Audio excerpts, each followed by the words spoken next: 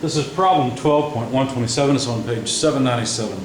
The parasailing system shown uses a winch to pull the rider in toward the boat, which is traveling with a constant velocity. During the interval, when the angle theta is between 20 and 40 degrees, where time is at 0 at 20 degrees, the angle increases at the constant rate of 2 degrees per second. During this time, the length of the rope is defined by the relationship r equals 125 minus a third of t to the 1.5 power, or 3/2 power, where r and t are expressed in meters and seconds respectively. At the instant when the rope makes a 30-degree angle with water, the tension in the rope is 18 kilonewtons. At this instant, what is the magnitude and direction of the force of the parasail on the 75 kilogram parasailer? All right, so let's sketch this system. There's our water, boat, and then the cable going back to our parasailer. Maybe a parasail back or something like that, I don't know. Now, one of the obvious things is that we'll have to use a radial transverse coordinate system because we need to talk about the position, r, of this person, how far out the cable's played, and the angle theta. While we're at it, let's make a note that the mass of the parasailer is 75 kilograms. Therefore, the weight, which is mass times acceleration of gravity, is 75 kilograms times 9.81 meters per second squared. Therefore, the weight of the parasailer is 735.75 newtons. All right. Now, this vector r is 125 meters minus 1/3 t to the 3/2 power. It's something they told us. And we know time begins at theta equal to 20 degrees. So if now the angle theta is at 30 degrees, well then what would time have to be? Well, let's think about it. It's gone from 20 degrees to 30 degrees, and oh, let's not forget, theta dot, or in other words, the rate of change of the angle is 2 degrees per second, and that's constant. We could convert that to radians per second. We'll do that in a minute. But for now, 2 degrees per second, how long is it going to take to accomplish 10 degrees? Well, 5 seconds, right?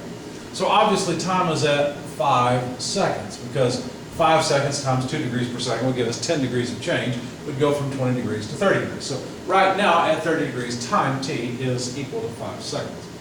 By the way, when you convert this by multiplying by pi over 180, you find that this is about 0.0349 radians per second. Okay?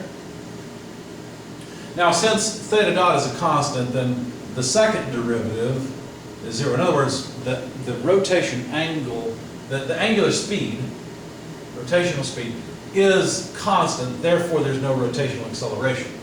So basically we've got theta, theta dot, and theta double dot. We've got the position, velocity, and acceleration in terms of the angular position. What about radial? Because remember, for the radial transverse coordinate system, we need r dot, r double dot, and so forth. Well, we can use this equation to calculate r dot. Let's play with that down here. If we take the derivative with respect to time, well, this term goes away. We get negative 1/3. We bring down the exponent, 3/2 t, subtract 1 to the 1/2 power. Well, the 3's cancel. And this is just negative 1/2 square root of t, if you want to write it that way. Okay. If we take the second derivative, well, we'd have negative 1/2. Now the exponent's a half, bring down the next half, t to the negative 1/2. We have to subtract 1 from the exponent. That's the same thing as negative 1/4, 1 over root t. So couldn't we calculate, so at, let's see, how do I want to do this? At t equal 5 seconds, we could calculate r dot. All we have to do is plug in 5. So we need square root of 5 over 2, and of course it's negative. So that comes out to negative 1.1180 meters per second. Okay. And our double dot we can also compute, because all we have to do is plug in 5 here. So negative 1/4 of 1 over root 5 comes out to about negative 0.1118 meters per second. Now, just studying the kinematics, the acceleration, because understand we're talking about a radial transverse coordinate system where we have the radial direction here and the transverse direction here. We're really studying what's happening out at the end of that tether, right? And the acceleration, if we know something about r and theta and their derivatives, then we can write the acceleration of the particle out at the end. And it goes like this: r double dot minus r theta dot squared in the radial direction plus r theta double dot plus 2 r dot theta dot in the transverse direction. So now we have to just plug in the numbers we know because we want to know the acceleration at time t equal 5 seconds. So we just plug in r double dot negative 0.1118 minus r, well, let's see, we didn't calculate r, let's go ahead and do that. So at 5 seconds, what is r equal to? We'd plug in, let's see, 125 minus a third of 5 seconds to the 3/2 power, and that comes out to about 121.2732. Of course, these are meters, and I made a mistake. I said that the r double dot was meters per second. That's not right. It's meters per second squared. So anyway, our units should be consistent. We should get acceleration in meters per second squared because we're dealing with linear acceleration.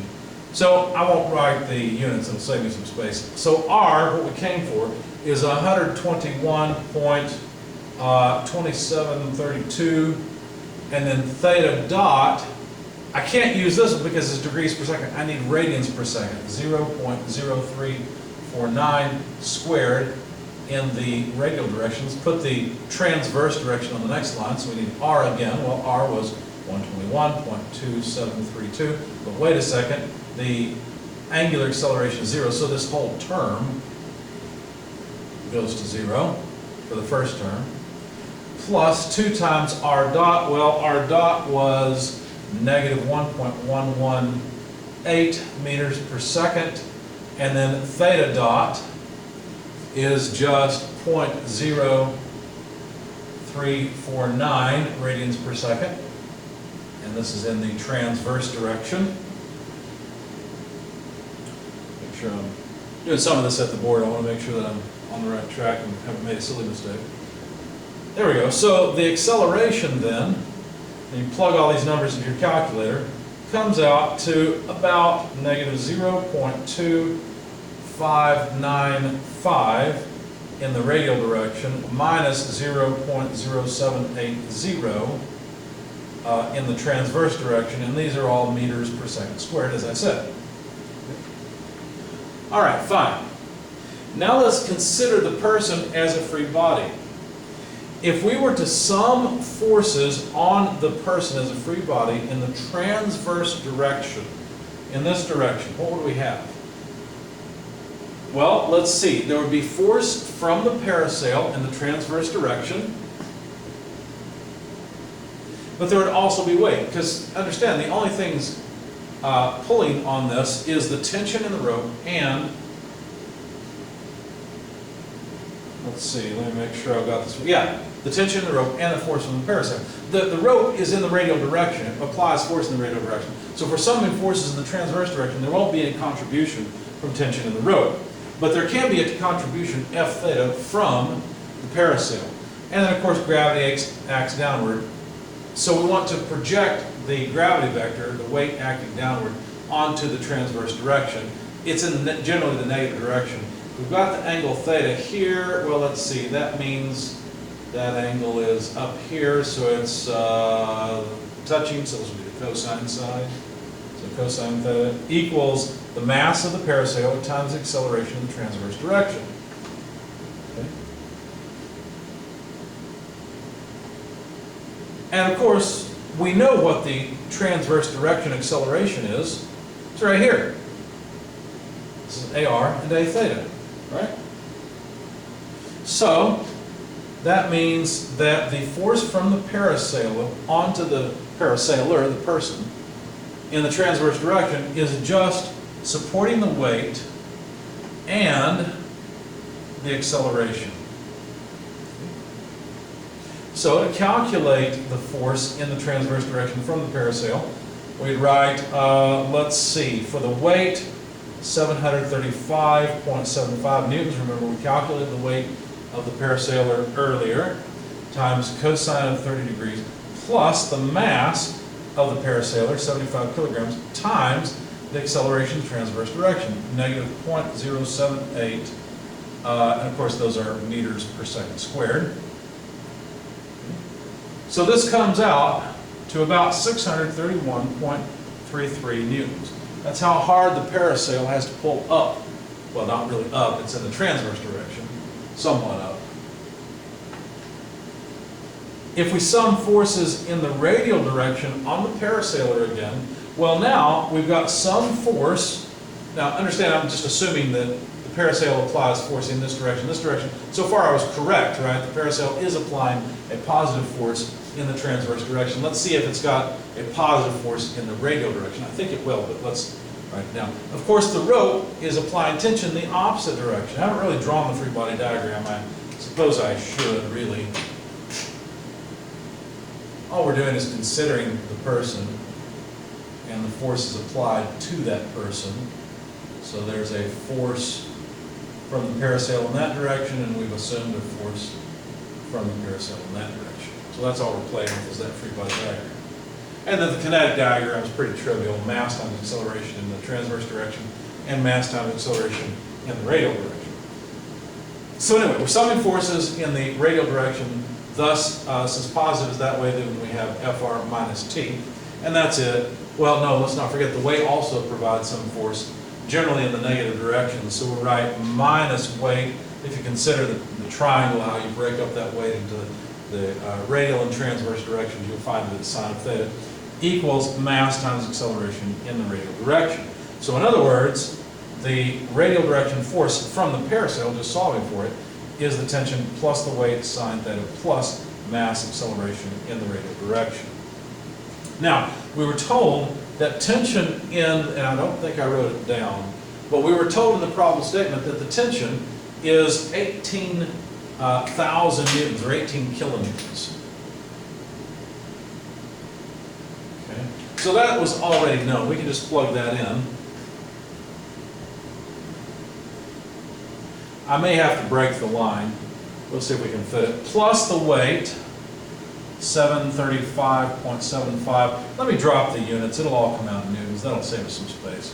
735.75 times sine of 30 degrees, okay, plus the mass, 75 kilograms, times the acceleration in the radial direction. Well, that's right here at negative 0.2595, and those are meters per second squared. So again, everything comes out in newtons, and the result is about 18,348.4 newtons. You can imagine that if this string is somehow cut, the person is going to have a tremendous drag force in the reverse direction. So that makes some sense. Now, if we want, since we're trying to find the total force that the parasail applies to the person, we actually can get rid of all this. We don't need it anymore. Well, then the total force, the magnitude of the force applied to the person by the parasail, let's just say sub P to indicate that, would be the square root of the transverse force squared plus the radial force squared, just a vector sum.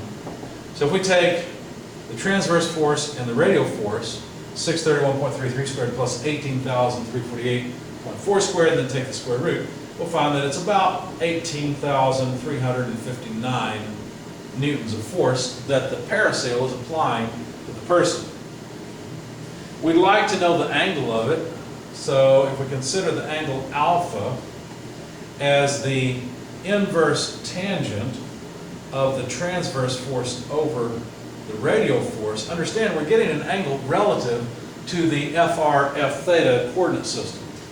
So this would be the inverse tangent. Well, I won't write that down. You can see F naught, it's right here, 631 and roughly 18,000 here.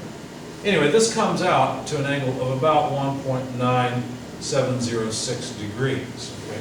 But remember, this coordinate system is rotated all the way up to 30 degrees. So this force F, so P if you like, is at an angle of 30 plus 1.9706, so 31.9706 degrees with respect to WRT, the horizontal.